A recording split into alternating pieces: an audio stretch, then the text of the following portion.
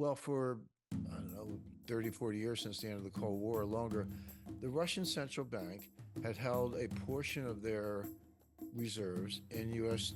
Treasury securities, dollar denominated, but U.S. Treasury securities in particular of different maturities, bills, notes, probably some bonds, mostly shorter term bills and notes. Um, to their credit, Elvira Nabiullina, who's the head of the Central Bank of Russia, Mm-hmm. in my view, she's the only central banker in the world who knows what she's doing. She put 25% of Russia's reserves in Mm-hmm. physical gold in, held in custody in Russia, in Moscow. So the point being, you can't freeze gold. I've always liked that about gold. It's not digital. It's not electronic. You can't freeze it. You can say what you want, but so that part is off limits. And they had some other types of investments. So a big chunk of it, about $300 billion, which was about half their reserve position. Their reserves were about 600 billion. They had 150 billion in gold. Um, was in U.S. Treasuries. Now, the last paper Treasury security was issued like in 1979. They're all digital. They're all, I call the dollar the original cryptocurrency. But they're held in custody, mostly in Belgium, but other European banks as well. Other custodians, Deutsche Bank, UBS, and some in the United States, but mostly in Europe. Um, Now, on day one of the war, or within a matter of days, those treasuries were frozen. But let's define what frozen means. Frozen means you, Russia, you still own them, but you can't have them, you Right. can't collect the interest, you can't sell them, you can't trade them. They're yours, but we're locking them up, and the U.S. Treasury and the Fed control the ledger, so they can enforce that. They can make sure that those securities cannot be transferred. That's freezing. Now, what they're talking about, and they're talking about doing this by February 24th, which is this happens to be the second anniversary of the start of the war. I don't know why they have to pick anniversary dates, but that's what they're talking about. They're talking about seizing them. Seizing is different. That's when you steal them. That's when you take them and say, "Hey, Russia, pardon me, these are not just frozen; they're ours. We're taking them. They're not yours anymore." And selling them at the market and using the $300 billion of proceeds to finance the war in Ukraine. Not only are we taking your money, but we're using it to finance your adversary in a war. Uh, Now, a little background. Biden and the White House want $61 billion of additional money for Ukraine. That has not passed. There's a lot of opposition in the House. Um, some opposition in the Senate. I would say if it were up to the Senate, it would pass. But the House is saying no. And what Biden did, what the White House did, they bundled 10 billion for Israel, 60 billion for Ukraine, some number, I think another 10 billion or so for maybe a little more for Taiwan, in one bill. And the idea was, even if you don't like Ukraine, you don't want to vote against Israel. So it would be a way to get everybody to vote for it. Well, the House said no, and Mike Johnson, Speaker of the House, said no, and they said, first of all, we want them separated. So the House voted for Israeli aid. That already passed. It's with the Senate, but they have not voted on Ukraine. And then they said, well, if you insist on doing that, we want money for the border. And Biden said, okay, I'll take more money for the border. And by the way, we'll use it to process more illegal aliens. They said, no, you can't use it for that. We want you to shut the border. So this is at an impasse right now. They might shut down the government over this in the coming days. But the point is, there's no money for Ukraine as of now. There is no money for Ukraine.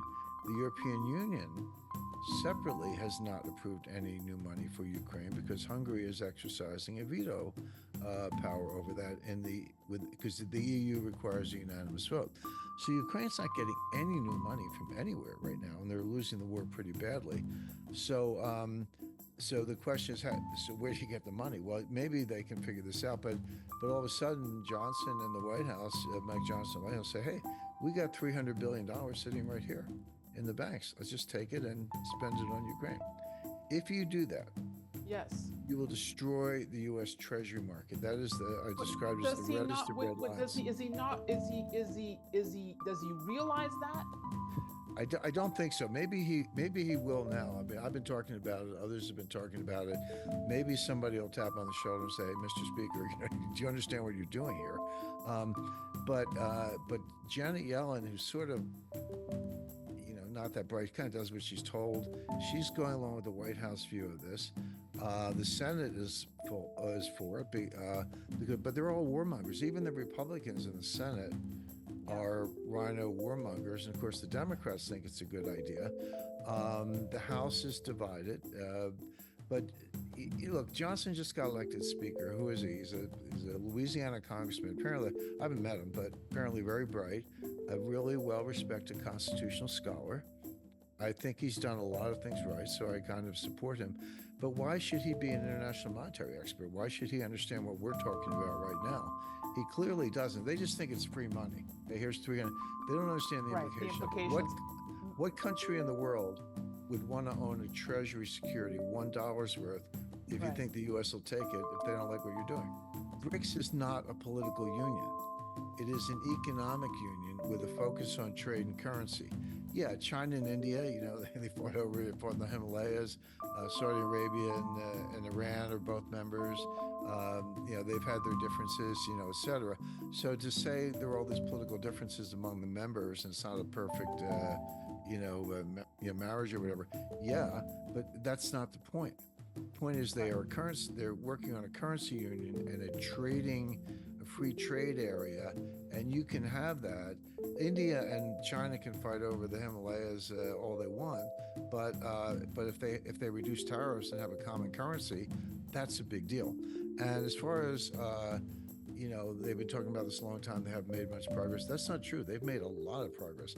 They have the New Development Bank, which is basically a clone of the World Bank. They have the Contingent Reserve Arrangement, which is basically a clone of the IMF. They spent a lot of the last 10 years duplicating the Bretton Woods institutions under their own control and for their own purposes. So they've sort of cloned Bretton Woods in a way they control. They're building their own communications networks.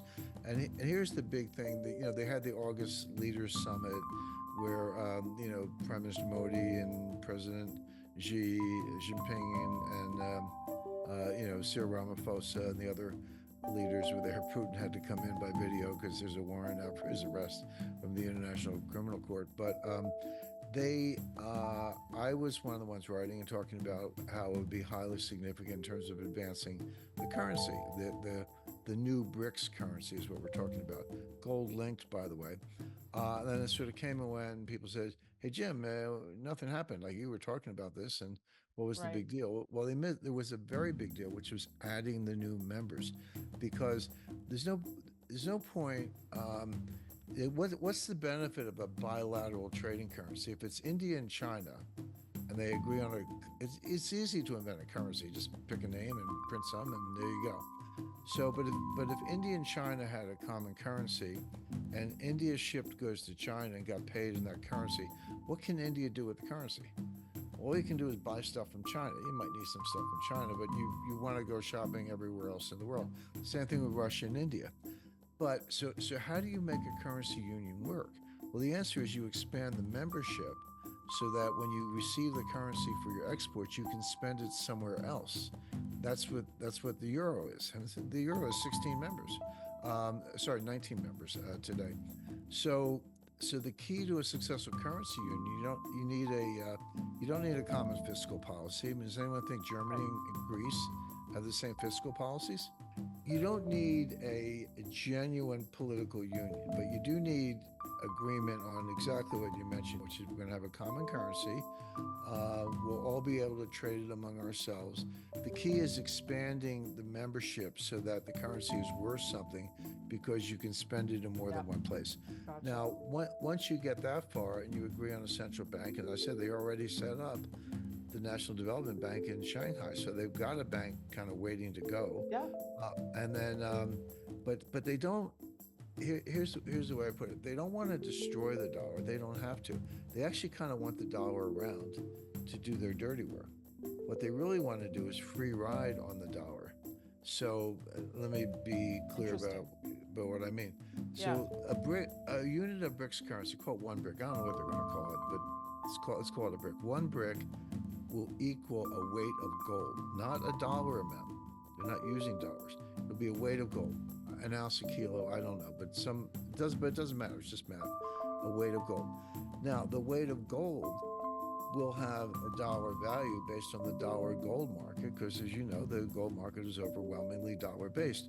But which means that through a transitive law, A equals B equals C, so A equals C, the bricks will have a dollar value, but it won't be linked to the dollar. It'll be linked to gold, and then the gold will have a dollar value, and you'll be able to, again, come up with a dollar value for a brick through a transitive law.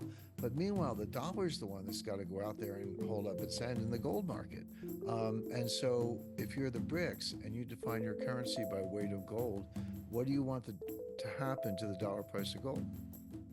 You want it to go up because then your currency goes Makes up. sense. Right. So in other words, the dollar's got to do the dirty work in the gold market, and the BRICS can just free ride.